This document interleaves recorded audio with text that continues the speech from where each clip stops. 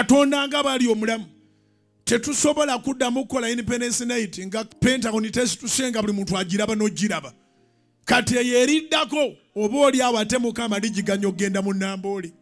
Ng'ennaku z'omwezi 4 Oktoba gwe mwezi ogujja kusaba kwa Independence Night era nga ku mulundi guno kwakubeera ku Canaan Land Makerere Kikoni ku kanisa eya House of Prayer Ministries International. Mu kusaba kwa lanchawa leero okulembeddwa mu Omusumba Alaze Bujjingo ategeezezza abakkiriza okussangawo entandikwa mu bye bakola n'ababayambako basobola okugifuna. Kaakati Mukama yalaba nga nze okuteekateeka obuteesiteesi Independence Night neetegese. Ate ku mulundi guno nesigenda kololo gye twakagenda emirundi ebiri. Balina bye batereeza nagamba bano kambaleke kangende kubali abatandise n'okusamba emipiira. Ntuuka e Namboole ne bagamba weekiri ekisaawe. Naye obukwakkulizo nga tebutuwa ddembe nga ate tugenda mu Independence Night. Abazina tebalina bazinira. Abalokoka toyina bw'obayita tebalina bwe bavaayo. Ekisaawe wansi tebakkiriza muntu ne wansi eri awaddukirwa tebakkiriza muntu. Ne tumaliriza nga Namboole aganye. Naye ng'ennaku z'omwezi twazisetinga dda 4 Oktoba. Naye bwe nababuulira enjiri wano ngenda okulaba nga buli muntu yenna agamba lwaki si wano, lwaki si wano, lwaki si ewaka, lwaki si ewaka, lwaki si wano. Kiki ekitugaana Kanani tuto tugenda kuzimba Pentagon tukulirewo Independence Night abantu batwale independence yaabwe nabo bagende bazimbe. Ayongedde okubakuutira okubeera nga abakujjukujju era mu bye bakola. Waliwo eyangundu wanaatandika okunzibanga kawansi eyo n'azibba. Naye omusajja yasula ngambye nti leero otuuse okudda e Masaka gyangamba okudda tamanyiiyo. Ku makya ssente zonna ze natunda Omwoyo Omutukuvu nampa amagezi nga sirina mulokole. Buli ssente gye natundanga nakeera ku makya n'exercise book ne kalaamu. Buli ssente gye natundanga ne mpandiika ennamba yaayo, buli ssente ne mpandiika ennamba yaayo.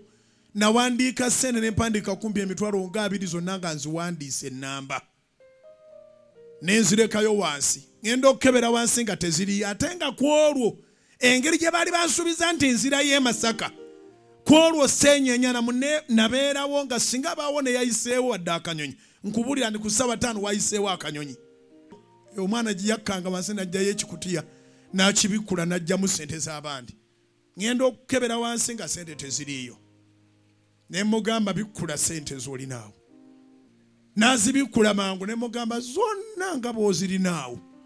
Zeezino eza Mukama wange ozibbye wansi eno. Ne bakwata lupapula ku lupapula nga buli lupapula lwe bajjayo nalukopolodde ennamba. Buli lwe bajjayo ne baweza emitwalo 10 nga gyonna ennamba nzirina mu exercise book. Mwami Ssentongo yagenda okujja yinga ndatta n'okulatta. Olwo lwe lunaku lwe nali nzira mu kyalo kasana buuko olwo siridda mu kyalo. Mwemwe n'abasaba abasiiba mwagala Katonda abayambe. Ebiteeso by'omutima gwo biri ki?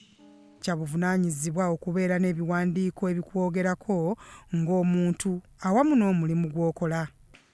Kyobola banwanye nnyo olw'ekisa kya Katonda okubayigiriza okuba ne passporti, okubayigiriza okubeera ne bank account, okubayigiriza okubeera ne driving permit, okubayigiriza okuregisteringa company, ebisookerwako ebiraga nti olina obuvunaanyizibwa.